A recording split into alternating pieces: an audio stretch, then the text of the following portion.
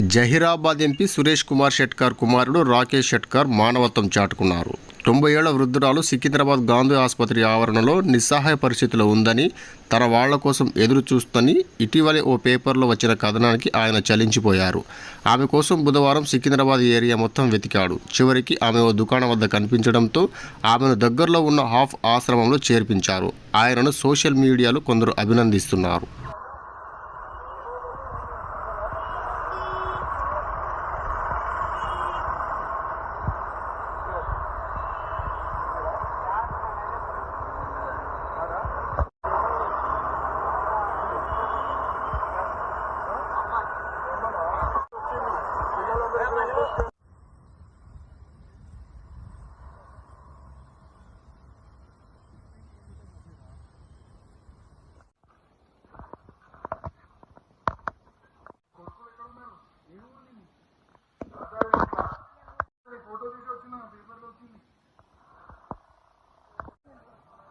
ఎక్కడున్నారు?